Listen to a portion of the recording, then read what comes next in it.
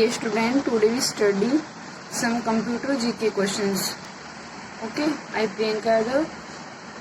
You know very well computer is very important in our life. It used in every field of life like office, schools, hospitals, banks. So you have to some basic knowledge of computer. Okay.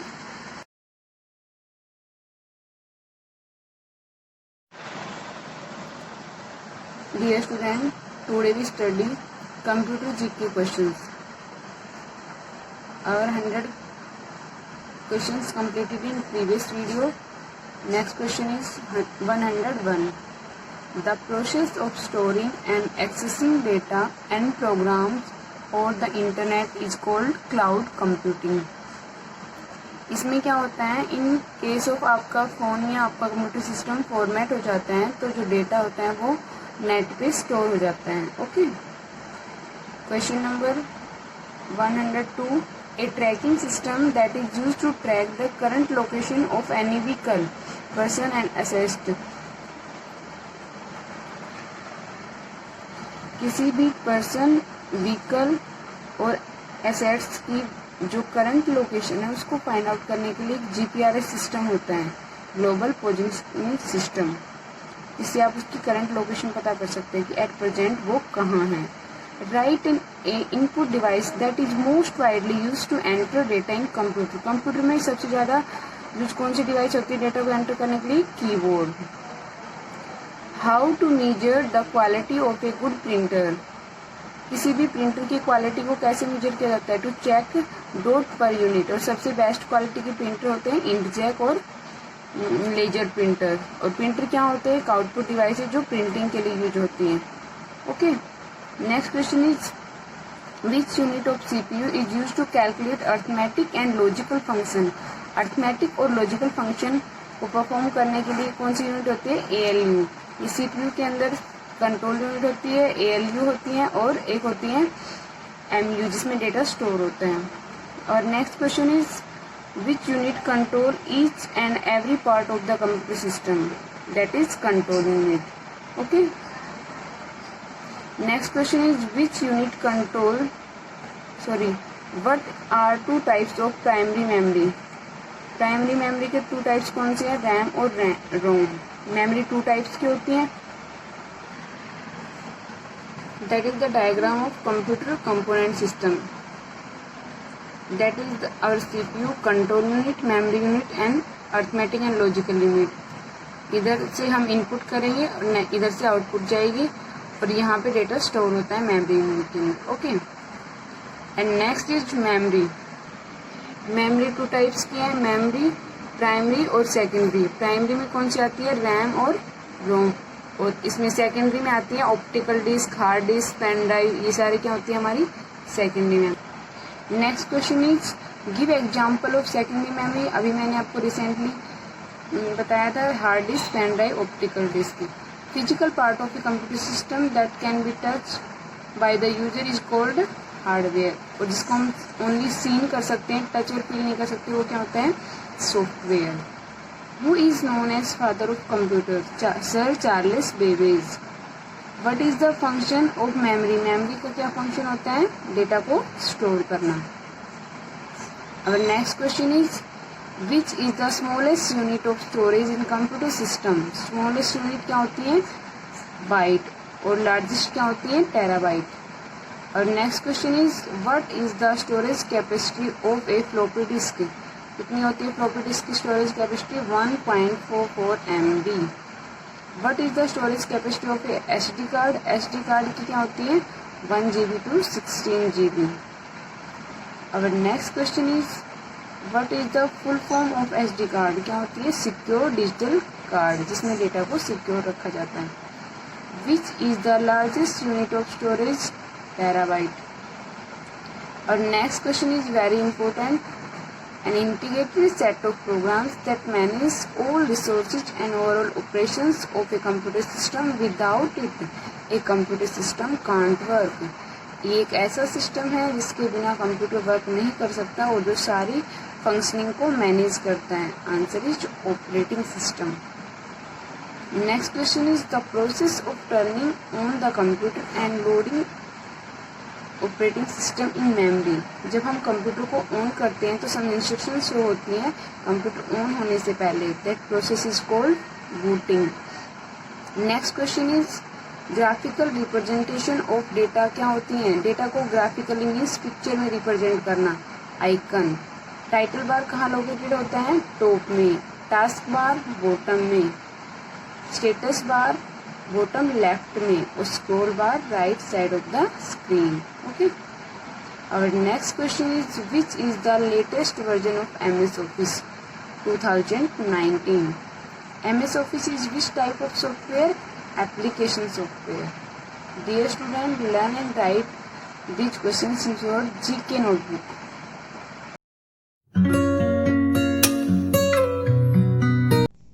Hello student, a very pleasant morning to you all. I am Binita Singh. Welcome you to our YouTube channel of online classes for cursive writing. This video is for class 6 to 8. In today's video, we will write high frequency words. So let's start without delaying. Today we are going to write high. What is this? High frequency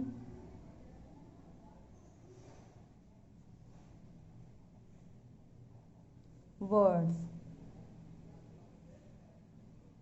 High frequency words means the word which are going to repeat it most of the time in our English language or English writing. Okay student, this is a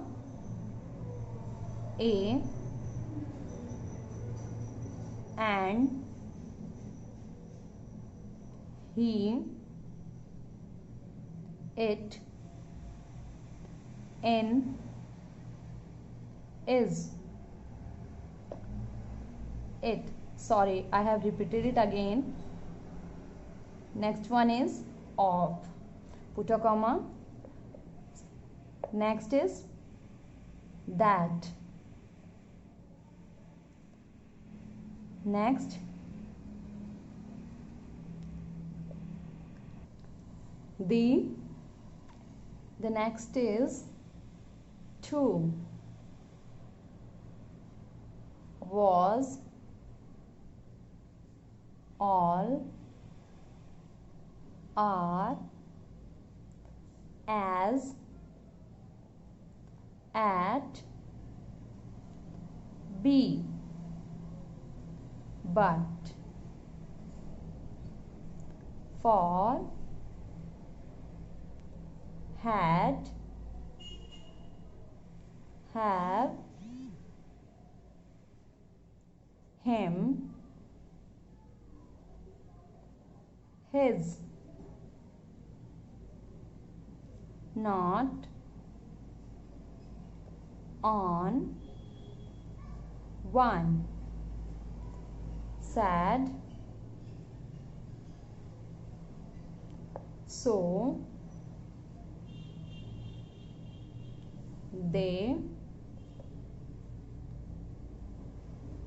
we.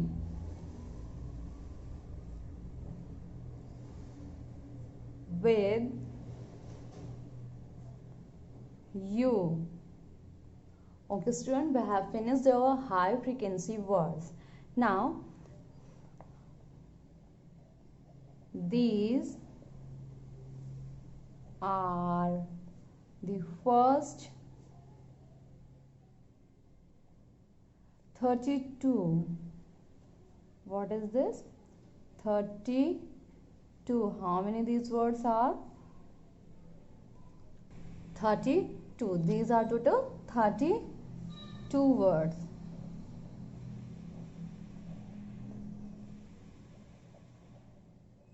Words which account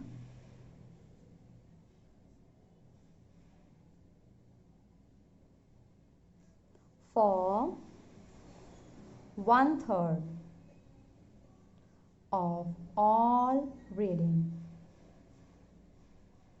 Okay student, today what we have write high frequency word. These are total 32 words that we are came to know in our English language or in our English reading. So I think you got a new one thing that you never ever known. Okay student, have a good day. Goodbye.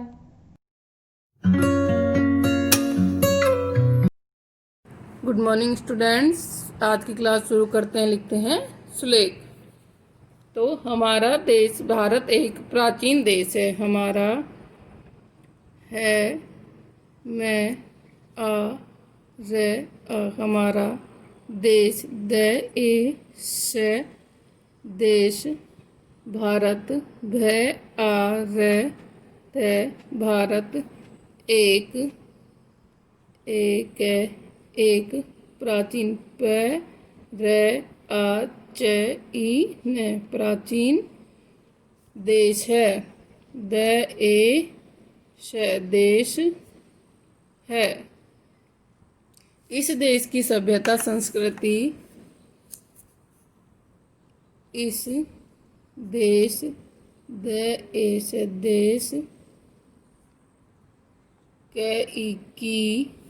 देश की सभ्यता संस्कृति से सभ्यता संस्कृति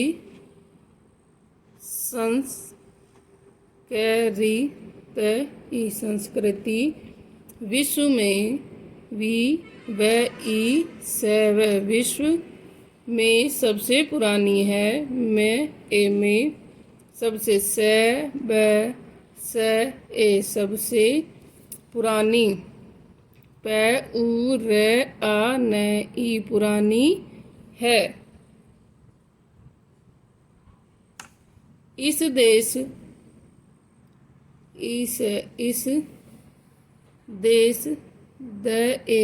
देश के कुछ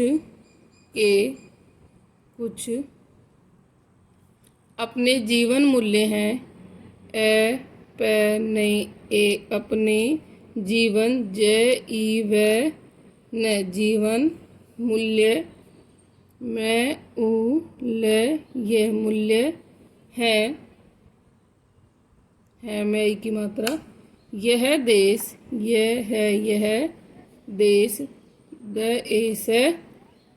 देश आध्यात्मिकता पर बल देता है। आध्यात्मिकता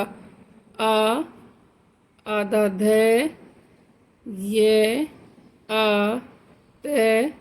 मैं की मात्रा आध्यात्मिकता पर बल देता देता है। इस देश की संस्कृति इस देश देश की इस देश की संस्कृति सबसे उत्कृष्ट है। की संस्कृति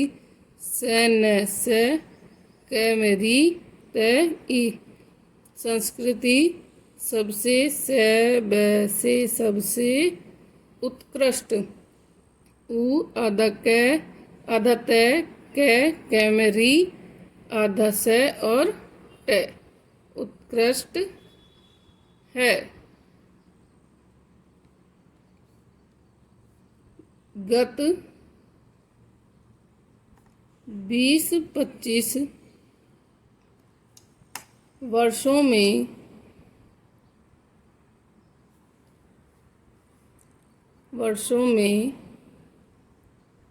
इस देश पर तेजी से विदेशी प्रभाव पड़ता जा रहा है। में इस देश पर देश पर तेजी नीचे नुक्ता तेजी से विदेशी विदेशी प्रभाव प्रभाव पढ़ता पढ़ता जा रहा है। जे आ जा रे है आ रहा है। Thank you students. आपको भी एक पेज राइटिंग का लिखना है।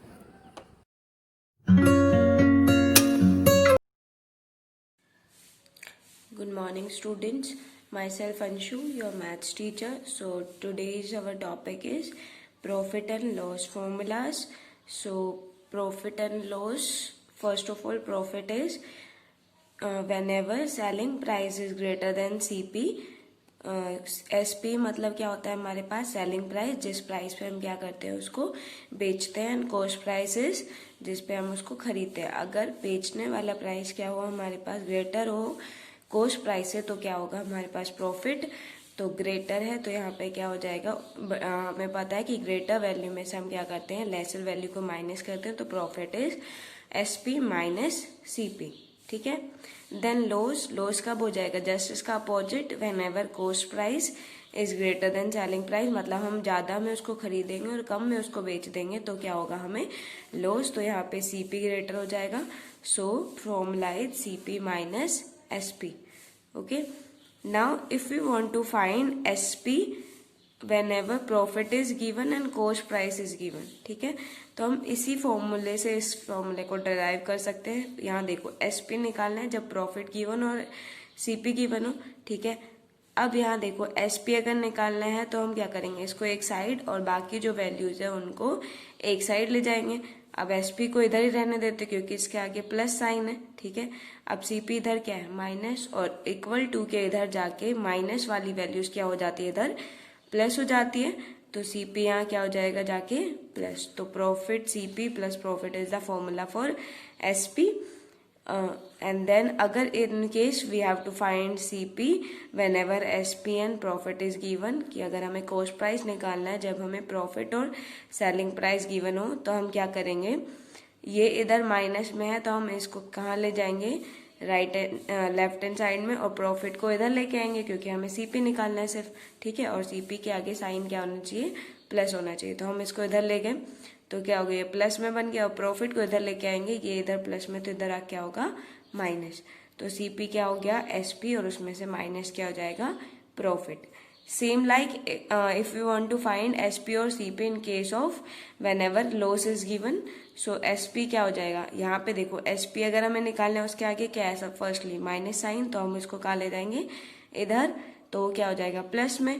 अगर इधर ले जाएंगे तो लॉस इधर ले आएंगे, लॉस इधर प्लस में, इधर आके क्या हो जाएगा वो अगेन माइनस। तो CP minus loss is the formula for SP in case of loss. And if CP, अब यहाँ देखो CP लॉस के केस में निकालना है तो CP यहाँ पे प्लस में तो इधर ही रहने देते हैं और सिर्फ SP को इधर ले जाते हैं जो कि इधर जाके हो जाएगा प्लस में। तो loss plus SP is the formula for CP। ठीक है। Now if you want to find profit percentage, now firstly profit, अगर हमें किसी भी वैल्यू की परसेंटेज निकालनी है तो हम क्या करते हैं, उस वैल्यू का डिफरेंस अपॉन में एक्चुअल वैल्यू मल्टीप्लाई विद 100। ठीक है। परसेंटेज के लिए हम हमेशा यही करते हैं। अब यहाँ पे क्या है प्रॉफिट परसेंट निकालना है, तो प्रॉफिट होगा ऊपर, नीचे CP। यहाँ पे ये याद रखना हमेशा हम कॉस्ट प्राइस यूज करते हैं। ठीक है।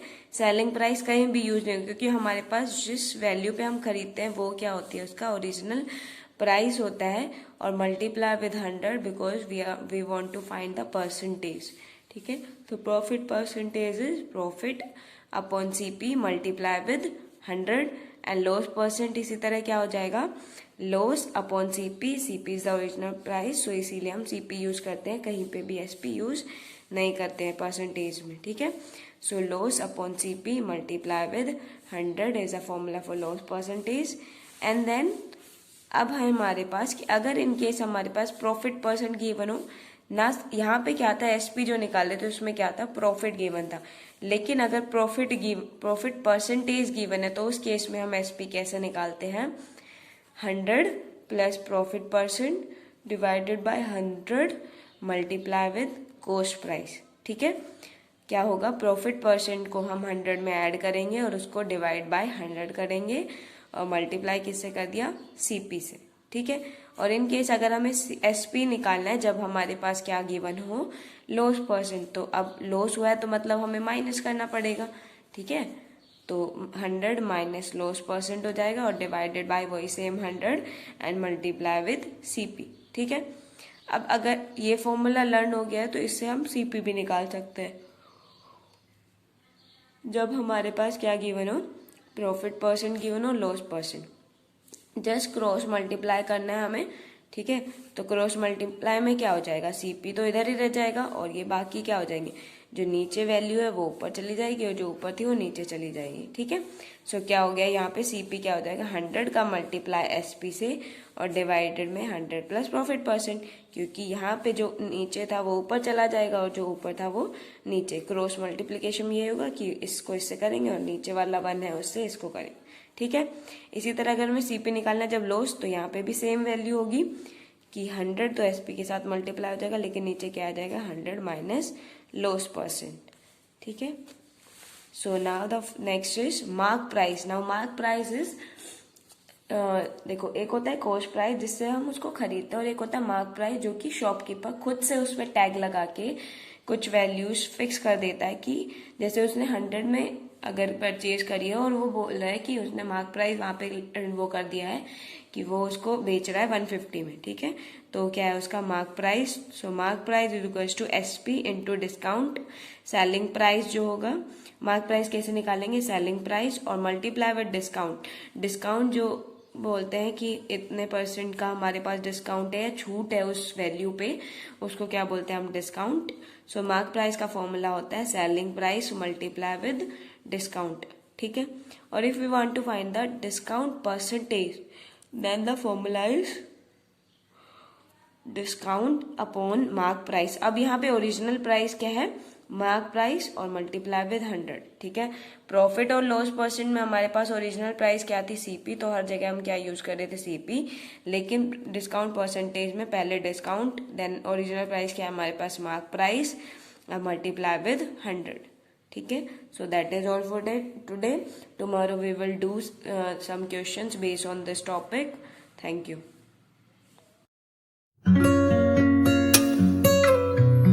Good morning students, I Neetu Yadav welcome all students in our YouTube channel of online classes. So students, in today's video we study about science quiz basic questions which you have to study in your surroundings or scene or study in your books and etc. Some basic science question which you have to know about them. Let's start with question number first. लाइनन is obtained from which plant. जो लाइनन है वो कौन से plant से obtained होता है, तो आपको पता है जो लाइनन है वो फ्लैक्स प्लांट से ऑब्टेन्ड होता है, ठीक है।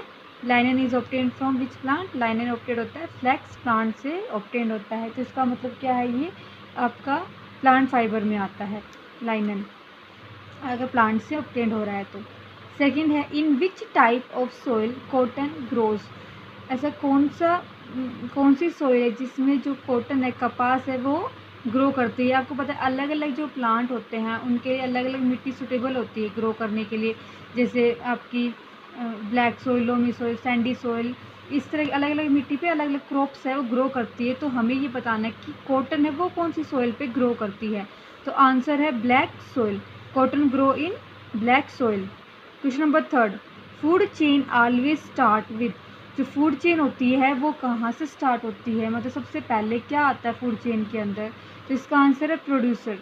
फूड चेन हमेशा प्रोड्यूसर से स्टार्ट होती है क्योंकि प्रोड्यूसर ही अपना खाना बनाते हैं, फोटोसिंथेसिस करते हैं और सन से एनर्जी भी लेते हैं और उसी एनर्जी को फिर वो आगे पास करते जाते हैं, जैसे प्रोड्यूसर से हार्बीवोरस, हार्बीवोरस से कार्निवोरस में। इसलिए फूड चेन हम भी बोलेंगे हमेशा प्रोड्यूसर से स्टार्ट होती है। Fourth question, which deficiency within the body leads to goitre.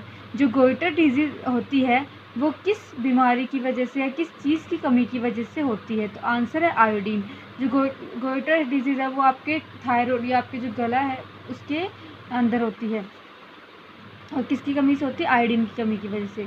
Next question है, a person suffering from obesity is at a greater risk of. एक पर्सन है जो ओबेसिटी मतलब मोटापे से परेशान है, तो उस इंसान को सबसे ज़्यादा कौन सी बीमारी का खतरा रहेगा, मतलब मोटे इंसान को सबसे जल्दी कौन सी बीमारी हो सकती है, तो आंसर है हार्ट अटैक। मतलब जो मोटे लोगों को है उनको ये हार्ट अटैक की बीमारी ज़्यादा हो सकती है। Question number 6, name the enzyme present in saliva. जो सलाइवा होता है उसमें कौन सा एंजाइम प्रेजेंट होता है, तो आंसर है अमाइलेज। जो अमाइलेज एंजाइम है वो सलाइवा में प्रेजेंट होता है। नेक्स्ट क्वेश्चन है स्टूडेंट्स आपका, salt separated from sea water by. जो साल्ट है उसको समुद्र के पानी से किस तरीके से, कौन सी प्रोसेस से आप अलग कर सकते हैं, आंसर है एवोपरेशन, मतलब भाप के थ्रू। एवोपरेशन में क्या होता है, भाप पानी है वो सन की वजह से भाप बन के उड़ जाता है, और जैसे जब भाप बन के पानी उड़ जाएगा, समुद्र से पानी उड़ जाएगा, अगर आपने कहीं इकट्ठा किया हुआ है उस पानी को, तो क्या होगा, सिर्फ वहाँ पे क्या सिर्फ साल्ट बचेगा सी वाटर का, क्योंकि समुद्र में तो नमक होता है, तो पानी उड़ जाएगा तब क्या बचेगा, नमक बचेगा। इसलिए हम इवापोरेशन की टेक्निक से, प्रोसेस से साल्ट को सेपरेट करते हैं सी वाटर से। क्वेश्चन नंबर 8 है, which bone protects lower abdominal organ such as the urinary bladder, rectum and uterus. मतलब कौन सी शरीर की ऐसी हड्डी है जो हमारे लोअर एब्डोमिनल ऑर्गन्स को प्रोटेक्ट करती है, आंसर है pelvic bone. Question number 9, what is the living luminous object found in atmosphere. जो आपका एटमॉस्फेयर है उसमें ऐसी कौन सी ल्यूमिनियस ऑब्जेक्ट है जो मिलती है। लिविंग ल्यूमिनियस ऑब्जेक्ट का मतलब क्या होता है, मतलब जो खुद लाइट दे रहा है, उसे किसी की ज़रूरत नहीं हो रही है। जैसे आपका सन है, सन की खुद की लाइट है, मून की खुद की लाइट है, तो ऐसे ही जो लिविंग ल्यूमिनियस फायरफ्लाई, आप जैसे जुगनू, जिसमें आप हिंदी में बोलते हैं जुगनू, कि जुगनू भी रात को चमकते हैं ना, तो उनकी वो खुद की लाइट होती है, तो फायरफ्लाई है living luminous object. Question number 10 है, the light from the sun reaches earth in. जो लाइट होती है, सूरज की जो किरणें होती है, लाइट होती है, वो अर्थ तक पहुंचने में कितना टाइम लेती है, तो आंसर है 8.33 मिनट्स। 11th क्वेश्चन है, वैक्सीनेशन वाज स्टार्टेड बाय। जो वैक्सीनेशन है उसको किसने सबसे पहले स्टार्ट किया था, तो आपका आंसर है एडवर्ड जेनर। जो एडवर्ड जेनर ने है उसने वैक्सीनेशन स्टार्ट की थी सबसे पहले। क्वेश्चन नंबर 12 है students, the special odour of garlic is due to which. अब ये जो गार्लिक है आपका, ठीक है, लहसुन है आपका, उसमें एक अजीब सी आपको दुर्गंध देखने को मिलती है, ऑर्डर वो किसकी वजह से होती है, किसकी वजह से आपको वो स्मेल आती है, तो आंसर है सल्फर कंपोनेंट प्रेजेंट होता है गार्लिक के अंदर, जिसकी वजह से उसमें वो ऑर्डर आती है। नेक्स्ट 13 क्वेश्चन है, name the chemist who showed bubbles of oxygen and hydrogen are produced when electric current pass through water. आप क्या कह रहे हैं, कौन सा ऐसा केमिस्ट है जिसने ये बताया था कि जब आप पानी में इलेक्ट्रिक करंट पास करेंगे तो उसमें ऑक्सीजन और हाइड्रोजन के बबल्स बनते हैं, तो आंसर है विलियम निकोलसन। विलियम निकोलसन ने बताया था कि जब आप इलेक्ट्रिक करंट पास करते हैं वाटर में तो उसमें जो बबल्स बनते हैं वो किसकी वजह से होते हैं, ऑक्सीजन और हाइड्रोजन की वजह से होते हैं। नेक्स्ट क्वेश्चन है students, which hormone is also known as the emergency hormone. कौन से हार्मोन को हमारी बॉडी में इमरजेंसी हार्मोन बोला जाएगा, तो आंसर है आपका एड्रेनलिन। जो एड्रेनलिन हार्मोन है उसे हम इमरजेंसी हार्मोन के नाम से भी जानते हैं। Question number 6, the unit of inheritance is called. Unit of inheritance का मतलब क्या है, जो मतलब आपके पेरेंट्स में कुछ कैरेक्टर है जो आप में भी पासिस होते हैं, वो किसकी वजह से पासिस होते हैं, उस चीज़ का, उसका आंसर जीन होते हैं ह्यूमन बॉडी के अंदर, जो क्या करते हैं, एक इनहेरिटेंस मतलब जनरेशन टू जनरेशन पास होते हैं फैमिली में। क्वेश्चन नंबर 16 है, which fibre is also known as regenerated fibre. मतलब कौन सा फाइबर है जिसको हम रीजनरेटेड फाइबर के नाम से जाना जाते हैं। रीजनरेटेड फाइबर मतलब रीजनरेट का मतलब क्या है, दोबारा से ग्रो हो जाती है, दोबारा से हम उसको बना सकते हैं, ठीक है, ये बन जाते हैं। वो कौन सा ऐसा फाइबर होगा, वो आंसर है रेयोन, ठीक है। क्वेश्चन नंबर 17 है students, pashmina shawl is made from fur of. जो पश्मीना शॉल होती है वो किस एनिमल के फर से या हेयर से मिलकर बनाई जाती है। आपको पता है पश्मीना शॉल काफ़ी कॉस्टली होती है और काफ़ी अच्छी क्वालिटी भी होती है पश्मीना शॉल की। तो हम पश्मीना शॉल को कहाँ से ऑब्टेन करते हैं, आंसर है कश्मीर गोट। जो कश्मीर गोट है उसके फर से हम पश्मीना शॉल बनाते हैं। क्वेश्चन नंबर 18 है students, name the animal whose fur is use to produce finest variety of wool.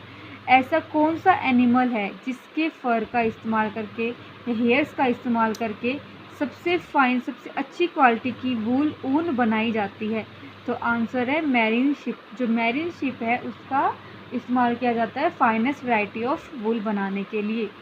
That's it for today students, thank you for listening.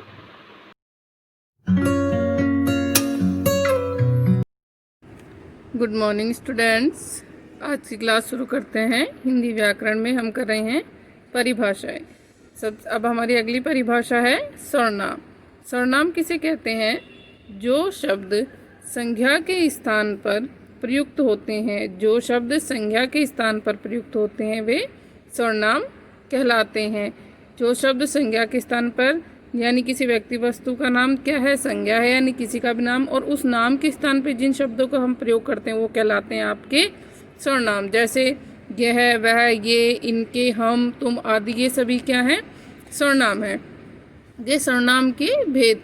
सर्वनाम के कितने भेद हैं? तो सर्वनाम के 6 भेद हैं। सर्वनाम के 6 भेद हैं। कौन कौन से? पुरुषवाचक सर्वनाम, निश्चयवाचक सर्वनाम, अनिश्चयवाचक सर्वनाम, प्रश्नवाचक सर्वनाम, संबंधवाचक सर्वनाम तथा निजवाचक सर्वनाम। 6 भेद: पुरुषवाचक सर्वनाम, निश्चयवाचक, अनिश्चयवाचक, प्रश्नवाचक, संबंधवाचक और निजवाचक। तो सबसे पहला है हमारा पुरुषवाचक सर्वनाम।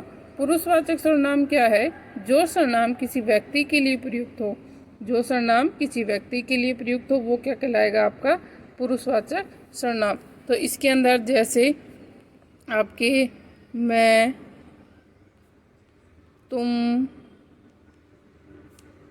आप, हम आदि शब्द आते हैं। जो पुरुषवाचक सर्वनाम है बेटा, इसके 3 भेद होते हैं: उत्तम पुरुषवाचक, मध्यम पुरुषवाचक और अन्य पुरुषवाचक। दूसरा आपका निश्चयवाचक सर्वनाम। निश्चयवाचक सर्वनाम क्या है? ये भी सर्वनाम है जो किसी निश्चित व्यक्ति या वस्तु की ओर संकेत करते हैं, जो किसी निश्चित व्यक्ति की या वस्तु की ओर संकेत करते हैं कि वो दूर भी हो सकती है और समीप भी हो सकती है। जैसे यह, वह। जैसे यह सीमा का मकान है, तो यहाँ पर यह के द्वारा, वह सरकारी स्कूल है, वह के द्वारा। फिर है अनिश्चयवाचक। अनिश्चयवाचक क्या है? कि जिस सर्वनाम से किसी निश्चित व्यक्ति, प्राणी, वस्तु का बोध नहीं होता। निश्चयवाचक में तो निश्चित प्राणी वस्तु का बोध होगा और अनिश्चयवाचक में निश्चित का बोध नहीं होगा, यानी अनिश्चित होगा। जैसे कोई, कुछ आदि। जैसे दूध में कुछ पड़ा है, कोई चिल्ला रहा है या कोई बाहर खड़ा है, तो इसके अंदर क्या हो गया आपका? कुछ और कोई, कुछ और कोई। फिर है आपका प्रश्नवाचक सर्वनाम कि जिस सर्वनाम का प्रयोग किसी व्यक्ति या वस्तु के संबंध में प्रश्न पूछने के लिए किया जाए। प्रश्न पूछने के लिए जैसे कौन, क्या, किसने आदि सभी किस में आएंगे? प्रश्नवाचक में, यानी प्रश्न पूछने के लिए किया जाएगा वो प्रश्नवाचक।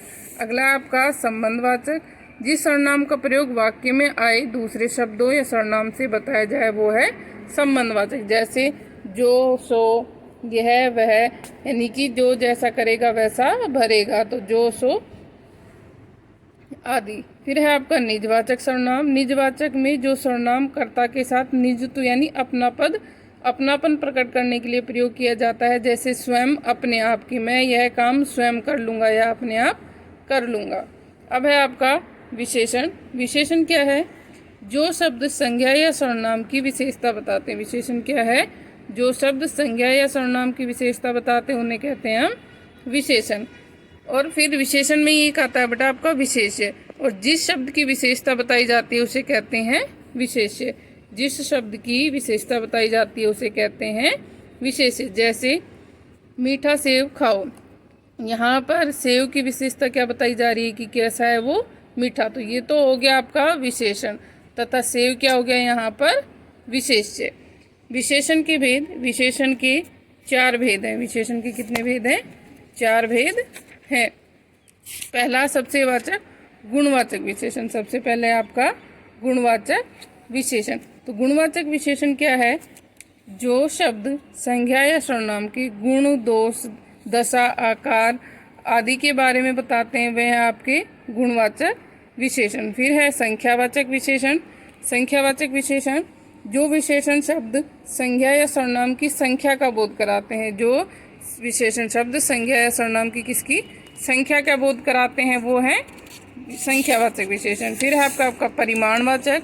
परिमाणवाचक में क्या होता है कि जिन विशेषण शब्दों से किसी वस्तु की नापतोल से संबंधित विशेषता का पता चले, यानी नापतोल के बारे में पता चले, वो है परिमाणवाचक। और बेटा संख्यावाचक और परिमाणवाचक इन दोनों के भेद होते हैं निश्चित संख्यावाचक और अनिश्चित संख्यावाचक। वैसे ही निश्चित परिमाणवाचक और अनिश्चित परिमाणवाचक है। फिर है आपका सार्वनामिक या संकेतवाचक विशेषण। संकेतवाचक या सार्वनामिक विशेषण क्या है? जिन सर्वनामों का प्रयोग संज्ञा के साथ लगकर उसके विशेषण के रूप में किया जाए। जिन सर्वनाम शब्दों का प्रयोग कैसे किया जाएगा? संज्ञा के साथ लगकर विशेषण के रूप में, वो है सार्वनामिक विशेषण।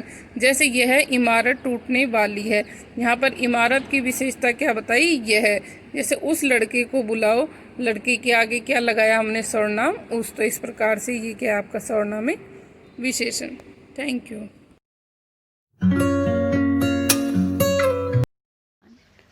This is for 6th to 8th class English grammar.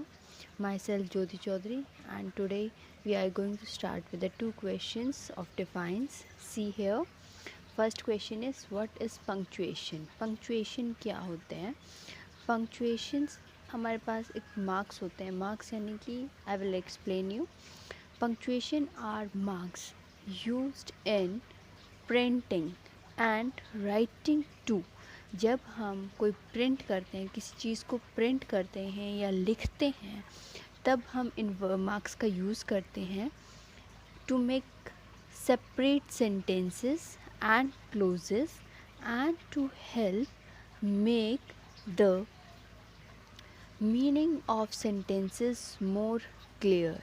Means जब हम कोई सेंटेंस लिखते हैं, अगर उसमें हम पंक्चुएशन मार्क्स का यूज़ करते हैं तो हमें ये पता चल जाता है ये क्वेश्चन इंटेरोगेटिव है, यानी कि क्वेश्चन मार्क लगा देंगे तो हमें पता चल जाएगा कि ये क्वेश्चन हमसे ये क्वेश्चन पूछा गया है। एक्सक्लेमेटरी साइन लगा देंगे तो हमें ये पता चल जाएगा कि ये क्वेश्चन कुछ इमोशन से रिलेटेड है।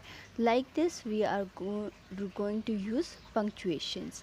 फॉर एग्ज़ाम्पल कोमास हम किसके साथ लगाते हैं? जब हम किसी चीज़ का नाम लेते हैं, 2 नाम लिखते हैं या 3 नाम लिखते हैं उनके साथ, तो ये आते हैं हमारे, we are using commas. Question mark we are using with interrogative sentences. Means questions जब हम किसी से पुट करते हैं, क्वेश्चन पूछते हैं, तब हम क्वेश्चन मार्क का यूज़ करते हैं। Like this I have different terms. See here apostrophe हम कब लगाते हैं? जब हम कभी लिखते हैं माई नेम इज़, फिर हम लिखते हैं, अपने माई सेल्फ में देखा होगा, my father's name is. Father's के साथ जब हम फादर्स लिखते हैं तो उसके साथ हम एपोस्ट्रॉफी एस लगाते हैं, एपोस्ट्रॉफी एस, तो ये वो एपोस्ट्रॉफी है। Braces are used in maths, especially you see the sum figures. जब हमें कोई ब्रैकेट में गिवन होती है फिगर, उसके बाद ये ब्रेसेस यूज़ होते हैं। देन ब्रैकेट्स आपको पता है हम ब्रैकेट्स किस लिए यूज़ करते हैं? दिस इज़ कॉलन हम नंबर्स को डिनोट करते हैं कि 1 2 3 4 5 कॉलन्स लिख के, या फिर हम रेशो शो करते हैं तब भी हम कॉलन का यूज़ करते हैं। नेक्स्ट वी हैव हाइफन हम कब यूज़ करते हैं? जब हमारे पास कोई 2 एक जैसी चीज़ें आ जाती हैं, उनके सामने हम हाइफन का यूज़ करते हैं। सेमी कॉलन ये हमारे पास 1 डॉट विद कोमा है, इसके साथ ये हम सेमी कॉलन कहते हैं इसे। स्लैश किसी 2 चीज़ों को अलग अलग करना हो तो हम we will use slash. Space मतलब होता है 2 चीज़ों के बीच में गैप देना, उसे हम स्पेस कहते हैं। So we are using some punctuation marks like this in our English and different subjects. These are the related terms to the punctuations we have you can see here. Now next question is what is number? Write its type. Number क्या होते हैं और इसके types क्या होते हैं? Number, a word or symbol that indicates a quantity, a group of numbers that is used to identify somebody or something. We are using slash here. Remember the punctuation mark? See, जब हम किसी दो चीज़ों का यानी कि किसी symbol या किसी वर्ड्स में या किसी हम ग्रुप ऑफ जब हम क्वांटिटी की बात करते हैं 1 2 3 4 लाइक दिस, जब हम क्वांटिटी की बात करते हैं तब हम नंबर्स का यूज़ करते हैं। जब हम ये कहते हैं ना 1 2 3 4 5 6 7 8 9 10, तब उन्हें हम नंबर्स कहते हैं। जब हम किसी चीज़ को आइडेंटिफाई करते हैं ये किसकी है, किसी समथिंग या किसी चीज़ों को या किसी से आदमी पर्सन से रिलेटेड है, जब हम ग्रुप को आइडेंटिफाई करते हैं नंबर्स के साथ, उन्हें हम नंबर्स कहते हैं।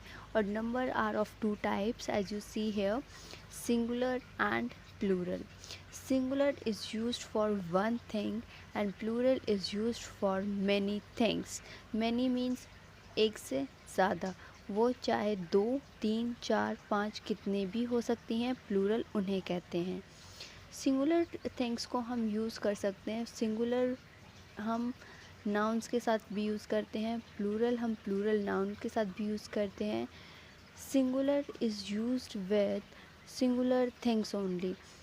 कुछ वर्ड ऐसे होते हैं जो सिर्फ सिंगुलर के साथ ही यूज़ होते हैं और कुछ वर्ड ऐसे होते हैं जो सिर्फ प्लूरल के साथ यूज़ होते हैं।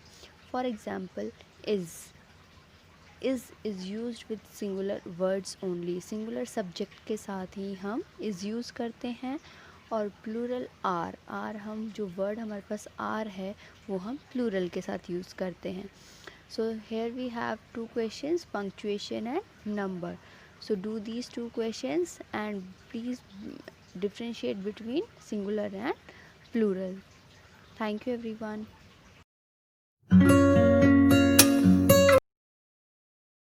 Good morning student, welcome to online classes. In this spoken class today we are going to just know about the good habits. As you know, good habit is the basics of a personality of a person. Good habit जो है एक personality होती है एक person की, जो कि starting से हम बच्चों को आनी चाहिए। So it build your career also, और इससे आपका जो सही पहचान होती है कि आप कैसे पर्सन हैं। सो स्टूडेंट, गुड हैबिट्स को हमें जो है अपने जीवन में उसी तरह से निभाना चाहिए जैसे कि हम भोजन को इस्तेमाल करते हैं। वैसे जैसे फूड जो है एसेंशियल है, the same way the good habit is also essential for our future and our personality and our life. So student, let us start. Student, जैसे मैंने आपको बताया कि गुड हैबिट्स हमारे जीवन में बहुत ही ज़रूरी है और इसे हमें अपने साथ जो है बाकी कामों के साथ जितने इम्पोर्टेंस हम और चीज़ों को देते हैं उसी तरह से हमें अपने गुड हैबिट्स को भी इम्पोर्टेंस देनी चाहिए। So we should wake up early in the morning, हमें सुबह जल्दी उठना चाहिए, ये भी एक गुड हैबिट्स का स्टार्टिंग है। Always brush your teeth twice daily, और दिन में 2 बार अपने दांतों को साफ करना चाहिए ताकि जो है हमारे दांतों में कीड़े न लगें। Greet your parents and elders, और सबसे पहले जब हम उठते हैं तो हमें अपने जो है अपने पेरेंट्स और एल्डर्स को ग्रीट यानी कि उन्हें जो है नमस्कार कहना चाहिए। We should do exercise daily to fit our body, और हमें जो है डेली जो है अपनी एक्सरसाइज करनी चाहिए ताकि हमारा शरीर तंदुरुस्त रहे। We should take 3 meals on a day, और हमें जो है अपने जो है दिन में 3 बार अपना शॉर्ट भोजन करना चाहिए। We should wear clean clothes, हमें साफ सुथरे कपड़े पहनने चाहिए। ऑलवेज स्पीक ट्रूथ, हमेशा सच बोलना चाहिए। Go to school in time, और हमें जो है अपने स्कूल में सही टाइम पे पहुंचना चाहिए। फिनिश योर होमवर्क, और रेगुलरली हमें अपना जो है होमवर्क फिनिश करना चाहिए। रिस्पेक्ट योर एल्डर्स, और हमें अपने एल्डर्स अपने से बड़ों का जो है रिस्पेक्ट करना चाहिए। वी शुड प्ले टुगेदर, हमें आपस में मिलजुल कर खेलना चाहिए। Cross roads at zebra crossing, और जब हम कहीं रोड को क्रॉस करते हैं तो हमें जो है आसपास देख करके और ज़ेब्रा क्रॉसिंग से ही रोड क्रॉस करना चाहिए। Always try to help needy person, और हमेशा ये कोशिश करनी चाहिए कि हम जो है उन बंदों की हेल्प कर सके जिनको हमारी ज़रूरत है। Share your thing like toys, food etcetera. हमें जो है अपने जो है फूड और खिलौने हैं और भी बहुत सी चीज़ें हैं जो हमें आपस में एक दूसरे के साथ बांट करके इस्तेमाल करनी चाहिए। विच यू कैन, जो आप कर सकते हो share. We should visit doctor regularly for checkup, और हमें जो है अपने चेकअप के लिए रेगुलरली डॉक्टर के पास भी विजिट करनी चाहिए ताकि हम स्वस्थ रहें। Wash your hands before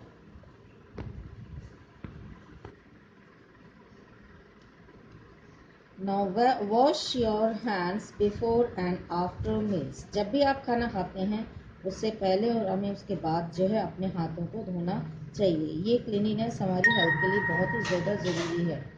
we should keep our surroundings clean. हमें आसपास का एरिया अपना साफ सुथरा रखना चाहिए ताकि किसी भी तरह की कोई परेशानी ना हो और कोई बीमारी ना फैले। Respect your teachers. हमें अपने अध्यापक गणों का भी आदर करना चाहिए। डोंट ईट टू हॉट और टू कोल्ड। ज़्यादा गर्म चीज़ नहीं खानी चाहिए और ना ही ज़्यादा ठंडी चीज़ हमें इस्तेमाल करनी चाहिए, ये हमारी सेहत के लिए नुकसानदायक होती है। Try to help your friends, और जो है हमेशा अपने दोस्तों की मदद करने की हमारे अंदर भावना होनी चाहिए। Drink a lot of pure water. हमें प्रचुर मात्रा में जो है प्योर वाटर पीना चाहिए ताकि हमारी सेहत सही रहे। That is important for our body, और ये हमारे जो है शरीर के लिए अत्यंत आवश्यक है।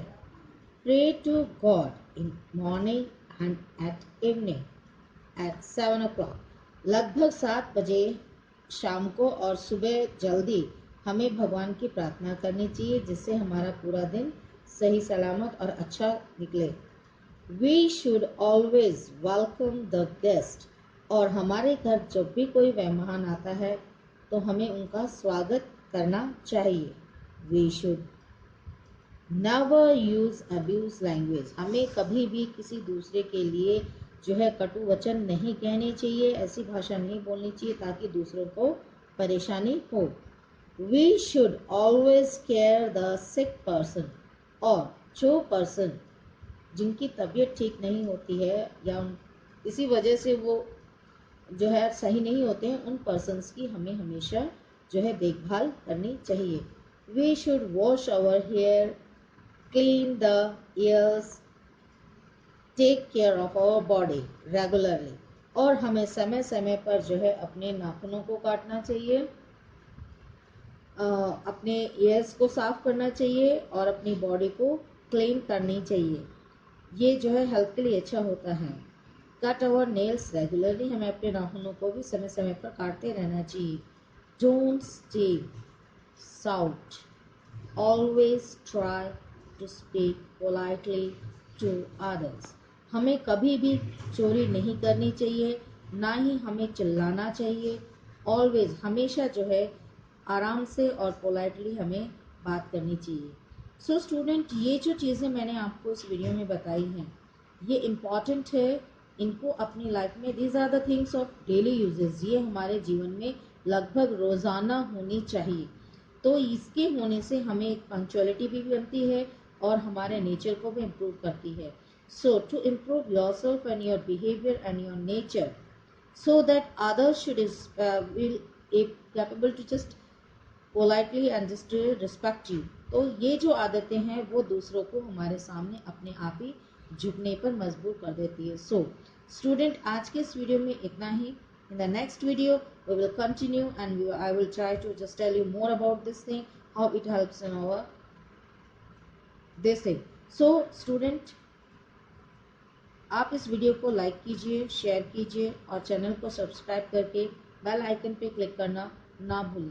Thank you, take care, bye.